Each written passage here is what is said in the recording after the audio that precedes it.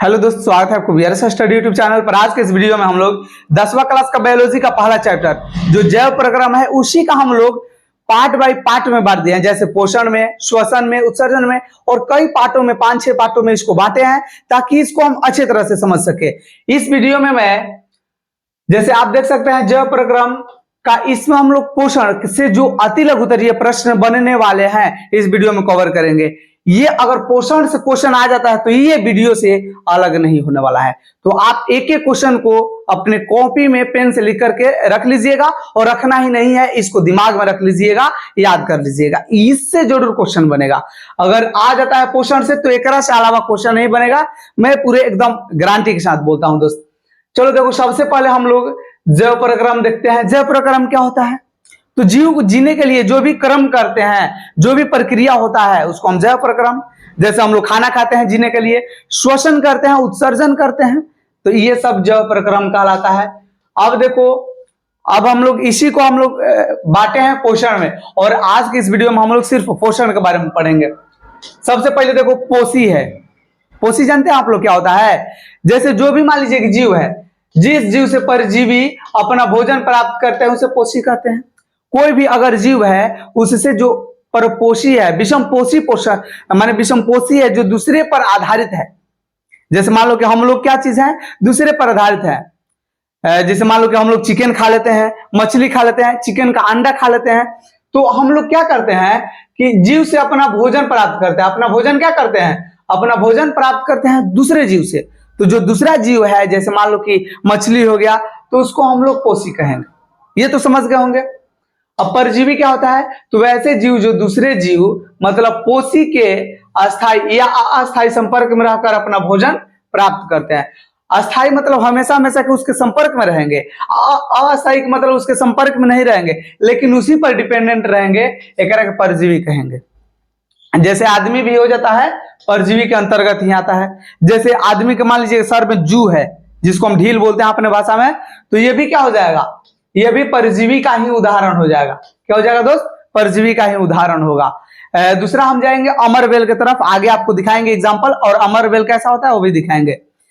जैसे आप लोग पेड़ पर देखे होंगे लतर लतर जैसा कुछ लगा हुआ होता है, तो पेड़ पर आता है और अपना भोजन प्राप्त करता है, तो ये भी क्या रहता है? परजीवी ही कहलाता है। चलो अब हम लोग देखेंगे, आगे बढ़ेंगे, प्रकाश संश्लेषण। वह प्रक्रिया जिसमें हरे पौधे CO2, H2O एवं सूर्य के प्रकाश की उपस्थिति में अपना भोजन तैयार करते हैं। ये तो आप लोग पढ़े होंगे 9th क्लास में। प्रकाश संश्लेषण किसको कहते हैं? तो वायुमंडल में जो कार्बन डाइऑक्साइड है और जो मिट्टी में, जो जमीन के अंदर H2O है मतलब जल है, तो जड़ उससे खींचता है, और CO2 क्या करता है? पत्ती अपना स्टोमेटा के माध्यम से CO2 वायुमंडल से खींचता है। ये भी आ जाएगा कि CO2 की प्रतिशतता कितनी है, तो 0.03% दोस्त मार देना, और ये ऑब्जेक्टिव में पूछ लिया जाता है अक्सर, ये तो आप लोग को पता होगा। CO2 ये वायुमंडल से लेता है, उसके बाद H2O एवं सूर्य प्रकाश की उपस्थिति में अपना भोजन तैयार करता है। सूर्य के प्रकाश की उपस्थिति में भोजन प्राप्त करता है, तैयार करता है एवं ऑक्सीजन मुक्त करता है। ये तो आप लोग जानते हैं कि पेड़ जो है कार्बन डाइऑक्साइड खींचता है और ऑक्सीजन छोड़ता है। इसी को हम लोग प्रकाश संश्लेषण कहते हैं। और प्रकाश संश्लेषण अभिक्रिया के लिए रिएक्शन पूछ लिया जाता है, तो आगे हम लोग उसको लघुत्तरीय में क्वेश्चन लाएंगे। तो उसके लिए आपको चैनल को सब्सक्राइब करना होगा, जिससे आपके पास हर एक वीडियो का ऐसा ही नोटिफिकेशन लगातार मिलता रहे, ताकि आप बोर्ड के एग्जाम में अच्छे मार्क्स हासिल कर पाए। दोस्त, इसका अगर आप स्क्रीनशॉट लेना चाहते हैं तो ले लीजिए पहले, उसके बाद अब इसको मैं समझाता रहूंगा। देखो, अब स्वाद कलियां, जो जीव का ऊपरी लेयर होता है, ऊपरी परत होता है, ओकरे स्वाद कलियां कहते हैं। देखो, जीव की ऊपरी सतह पर कई छोटे छोटे अंकुर, जिसको पैपिले बोलते हैं, होते हैं, जिन्हें स्वाद कलियां कहते हैं। देखो, जीव का जो ऊपरी परत है, लेयर है, ओकरे को हम लोग बोलो क्या बोलेंगे? स्वाद कलियां। ये तो आप लोग अच्छे से समझ गए होंगे। इनामेल क्या होता है? जो दांत का सबसे ऊपर वाला बाहरी लेयर होता है, ओकरा के इनामेल कहते हैं। आप लोग यहां से देख सकते हैं, जो इसमें व्हाइट कलर का जो आप देख रहे हैं पार्ट, इसको हम लोग क्या बोलते हैं? बोलो, इसी को एनामेल बोलते हैं। देखो, डेंटाइन के ऊपर इनामेल की कड़ी परत होती है, जो दांतों को सुरक्षा प्रदान करती है। ये क्या करती है? इसी को हम एनामेल बोलते हैं। अगर दांत पर इनामेल नहीं रहेगा तो दांत जल्दी जल्दी घिस जाएगा। चलिए देखिए, अब ओकर बाद अब हम लोग पढ़ेंगे क्रमाकुशन। क्रमाकुशन क्या है? जैसे हम लोग भोजन खाते हैं, जैसे मान लो चबाते हैं और उसके बाद हम उसको निगलते हैं। क्या करते हैं? भोजन खाने के बाद उसको निगलते हैं। तो जो हम निगलते हैं, तो जो ये हमारी ग्रास नलिका है, ये क्या होती है? जब निगलेंगे तो उस समय फैल जाएगी, और जब फिर निगल जाएंगे तो फिर ये क्या हो जाएगी? सिकुड़ जाएगी। जब निगलेंगे तो फैलेगी, और जब निगल जाएंगे तो सिकुड़ जाएगी। देखो, ग्रास नली की दीवारों में संकुचन एवं शिथिलन, शिथिलन माने परकुचन मतलब सिकुड़ना की क्रिया एकांतर क्रम से लगातार होती रहती है। इस क्रिया को क्रमाकुचन, जिसको पेरिस्टलाइसिस कहते हैं, जिसको क्या बोलते हैं? पेरिस्टलाइसिस कहते हैं। तो आप लोग क्रमाकुचन समझ गए होंगे कि भोजन को पचाने के लिए जो ग्रास नलिका सिकुड़ती है, मतलब संकुचित होती है और प्रकुचित होती है। देखो, संकुचित और शिथिलन, शिथिलन मतलब वही प्रकुचित होती है, ओकरे का हम लोग क्रमाकुशन बोलते हैं। अब दोस्तों हम लोग आगे बढ़ेंगे और देखेंगे कि जैव प्रक्रम क्या है। तो वे सभी प्रक्रम जो सम्मिलित रूप से जीवों में अनुरक्षण, अनुरक्षण मतलब देख रेख, सुरक्षा का कार्य करते हैं, जैव प्रक्रम कहलाते हैं। अनुरक्षण का कार्य जैव प्रक्रम में कौन कौन सा होता है? जैसे वही चीज मैंने बताया, जैसे आदमी या कोई भी जीव जंतु है तो उसको पोषण की आवश्यकता होगी, माने खाने की जरूरत होगी, वो श्वसन करेगा। अगर श्वसन नहीं करेगा तो वो जिंदा नहीं रहेगा, है ना? जो श्वसन नहीं करेगा वो जिंदा नहीं रहेगा। उत्सर्जन भी करना जरूरी है। उत्सर्जन क्या है? जैसे शरीर से जो हम अवशिष्ट पदार्थ निकालते हैं, बेकार चीज, उसको हम लोग उत्सर्जन बोलते हैं। जैसे मान लो कि दौड़ते हैं, शरीर से पसीना निकलता है। जैसे मान लो कि हम टॉयलेट करते हैं तो मूत्र निकलता है, रोते हैं तो आंख से आंसू निकलता है। ये सब चीज बता दो क्या है? ये सब चीज उत्सर्जन के अंतर्गत आते हैं। तो जैव प्रक्रम क्या कहलाते हैं? तो जीव को जो जीने के लिए आवश्यक प्रक्रम है, उसी को हम लोग जैव प्रक्रम कहते हैं। ये तो आप लोग दोस्त समझ गए होंगे। अब देखो, ये पोषण लिखा गया है, लेकिन पोषण होगा वह प्रक्रिया जिसमें जीव पोषक तत्वों को ग्रहण कर जैव प्रक्रम है तो उनका उपयोग करते हैं, पोषण कहलाते हैं। पोषण क्या कहलाता है?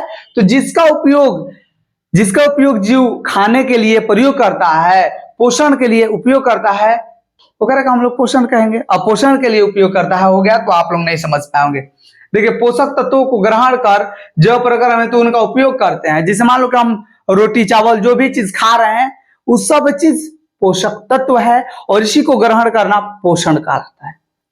अब देखो, स्वपोषण, पोषण की वह विधि जिसमें जीव स्वयं अपना भोजन संश्लेषित करता है, स्वपोषण कहलाता है। जैसे पेड़ पौधा क्या करता है? ये भी तो पेड़ पौधा तो जीव ही है ना। और पेड़ पौधा क्या करता है? अपना भोजन स्वयं बनाता है, अतः स्वपोषण का उदाहरण है। कैसे बनाता है? तो कार्बन डाइऑक्साइड वायुमंडल से, जड़ से पानी लेता है, और सूर्य के प्रकाश की उपस्थिति में क्या करता है? अपना भोजन प्राप्त करता है, और इस कारण जो पेड़ पौधा है स्वपोषण कहलाता है। अब परपोषण क्या कहलाता है? तो परपोषण, देखो, पर मतलब दूसरे पर, अब पोषण मतलब जैसे आहार ग्रहण करना। तो जब दूसरे पर रहकर अस्थायी चाहे अस्थायी रूप से अपना भोजन प्राप्त करता है, तो ओकरे का हम लोग परपोषण कहते हैं। चलो इसको देख लेते हैं। पोषण की वह विधि जिसमें जीव अपना भोजन स्वयं संश्लेषित न करके किसी दूसरे स्रोत से प्राप्त करते हैं, परपोषण कहलाता है। माने अपने से नहीं बनाता है, कोई दूसरे पर डिपेंडेंट रहता है। जैसे आप बोलिएगा कि सर हम तो दूसरा चीज भी खा सकते हैं, जैसे आम खा सकते हैं, अमरूद खा सकते हैं, जो भी फल वल है। अरे भाई, तो वो भी क्या है? वो भी एक तरह से जीव ही है। पेड़ जीव है ना, तो पेड़ ही पर ना आम फलता है, तो वो भी एक तरह से जीव है। अतः हम दूसरे पर डिपेंडेंट है, तो हम परजीवी के उदाहरण है। आगे बढ़ेंगे। विषम पोषी पोषण क्या कहलाता है? वह पोषण पद्धति जिसमें जीव अपना भोजन विभिन्न स्रोतों से प्राप्त करते हैं, विषम पोषी पोषण कहलाते हैं। देखो, परजीवी का ही एक तरह से ये विषम पोषी पोषण, इसका समानांतर हम इसको मान सकते हैं, इसका सिनोनिम्स मान सकते हैं।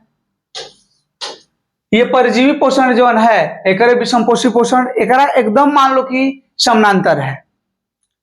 ये क्या है कि वह पोषण पद्धति जिसमें जीव अपना भोजन विभिन्न स्रोतों से प्राप्त करते हैं, विषम पोषी पोषण कहलाते हैं। अब देखो, अब हम लोग पढ़ेंगे मृत जीवी पोषण।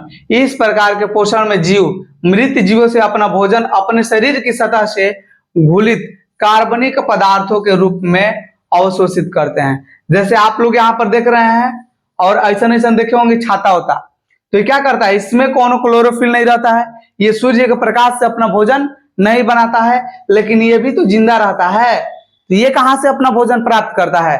तो जो भी जैसे मान लो कि नीचे सड़े गले कार्बनिक या अकार्बनिक पदार्थ होता है या कार्बनिक पदार्थ होता है, कार्बनिक पदार्थ समझे तो जैसे जो भी हम खाना खाते हैं, जो भी चीज हम यूज करते हैं खाने के लिए, सब में कार्बन रहता है, तो वही कार्बनिक पदार्थ से ये अपना भोजन प्राप्त करते हैं और ये जीवित रहते हैं। अब देखो परजीवी पोषण, इस प्रकार के पोषण में जीव दूसरे जीव के संपर्क में अस्थायी या अस्थायी रहकर उससे अपना भोजन प्राप्त करते हैं। जैसे यहाँ पर आप लोग देख रहे हैं, ये बड़ा झूम नहीं हो रहा है, देखो इसको हम लोग अमरबेल बोलते हैं। क्या बोलते हैं? अमरबेल। आप लोग पेड़ पर देखोगे कि ऐसा लतर लतर जैसा कुछ लगा हुआ रहता है, पूरा पेड़ को छाप लिया होता है, तो उसके ऊपर आके अपना पोषण प्राप्त करता है और इसी को हम लोग परजीवी पोषण कहते हैं। चलो आप देखो प्राणी संपोषण। प्राणी संपोषण क्या होता है? तो ऐसा पोषण है जिसमें जीव अपना भोजन ठोस, ठोस मतलब सॉलिड रूप में हो, जैसे चावल, जैसे मान लो कोई भी हम अनाज खाते हैं सब सॉलिड होता है, या तरल जैसे दूध हो गया, दूध दही जो भी है ये तरल है के रूप में निगल जाते हैं, प्राणी समपोषण कहलाते हैं। एवं वैसे जीव जिनमें इस विधि से पोषण होता है प्राणी समभोजी कहलाते हैं। जैसे ये देखिए जो प्राणी संपोषण जीव हैं वो क्या करते हैं, पहले भोजन को निगल जाते हैं और बाद में उसका पाचन होता है। इसके अंतर्गत आदमी आ जाएंगे, जो भी मवेशी हैं जैसे गाय भैंस बकरी ये सब, बंदर, उसके बाद भालू समझ लें, ये सब क्या करते हैं, सांप उप सब है, ये प्राणी समपोषण के उदाहरण है, क्योंकि ये पहले भोजन को निगल लेते हैं और उसके बाद इसका पाचन होता है। तो ये तो दोस्त आप लोग समझ चुके होंगे। चलिए अब हम आगे बढ़ेंगे और यह बस इतना ही क्वेश्चन बच गया, इसको आप पहले स्क्रीनशॉट ले लो। चलो अब आगे बढ़ेंगे। देखो स्वपोषी, ऐसे जीव जो अपना भोजन स्वयं संश्लेषित करते हैं उन्हें स्वपोषी कहा जाता है। तो आप पढ़ लिए हैं। पित्त देखो क्या होता है, पित्त तो आप लोग देखे होंगे, ग्रीन कलर का होता है। देखो यह हरे रंग का एक क्षारीय द्रव है। क्या है? हरे रंग का क्षारीय द्रव है जिसका स्राव यकृत द्वारा होता है, जिसको हम स्टोमक बोलते हैं। ओकरे द्वारा इसमें से क्या होता है, हरे रंग का पित्त का स्राव होता है, निकास होता है, और ये भोजन को क्या करता है, क्षारीय बनाने में मदद करता है। अब देखो पित्ताशय क्या होता है, तो जिसमें पित्त रहता है ओकरे के पित्ताशय कहते हैं। देखो यकृत कोशिकाओं द्वारा स्रावित पित्त को संचय करने वाले, संचय मतलब इकट्ठा या रखने वाले, जैसे हम बोल सकते हैं पित्त के जो बैंक मैनेजर है ओकरे के पित्ताशय कहते हैं, करने वाले छोटी थैलीनुमा रचना पित्ताशय कहलाती है। पित्ताशय आप लोग देखे होंगे जो लीवर के, जो हम कलेजा उसको बोलते हैं, लीवर में सटा हुआ होता है ग्रीन कलर का, वो आप लोग शायद देखे होंगे, और वो जैसे ग्रीन कलर का ही होता है उसको हम लोग पित्ताशय बोलते हैं, और ओकरे में पित्त रहता है, ये क्षारीय प्रवृत्ति का होता है, जो भोजन को क्या करता है, क्षारीय बना देता है। देखो एक बाद अब हम लोग देखेंगे काइम। आमाशय में भोजन के गाढ़े लेई की तरह से स्वरूप में काइम कहलाते हैं, या काइम इसको कहते हैं। देखो चाइल क्या होता है, तो भोजन के पूर्ण पाचन के बाद काइम के तरल रूप को चाइल कहते हैं। जो काइम का ही तरल रूप है, लिक्विड रूप, ओकरे को हम लोग चाइल बोलते हैं। तो जो काइम है वास्तव में चाइल ही है। अब देखो आ जाएगा कि बिलाई क्या है, तो छोटी आंत के आंतरिक सतह पर पाई जाने वाली अनेक अंगुली नुमा प्रवर्धक जो अवशोषण में भाग लेते हैं बिलाई कहलाते हैं। अवशोषण मतलब भोजन को पचाने में जो भाग लेते हैं ओकरे को हम लोग बिलाई कहते हैं। तो दोस्त ये आप लोग समझे होंगे। तो चलिए अगले वीडियो में हम लोग श्वसन का अति लघुत्तरीय प्रश्न लाएंगे, उसके लिए आप चैनल को सब्सक्राइब कर लीजिए। और ऐसे ही कर करके हम लोग साइंस, मैथ और जितना ऑल सब्जेक्ट है जैसे संस्कृत, हिंदी, SST सबका हम लोग अति लघुत्तरीय, लघुत्तरीय और दीर्घोत्तरीय प्रश्न को सॉल्व करेंगे। और ये अगर चाहते हैं कि आपके पास नोट्स पहुंचे तो आप कमेंट में अपना नंबर भेज दीजिए, उसके बाद आपको प्रोवाइड करवा दिया जाएगा। तो चलिए दोस्त मिलेंगे अगले वीडियो में, तब तक के लिए धन्यवाद।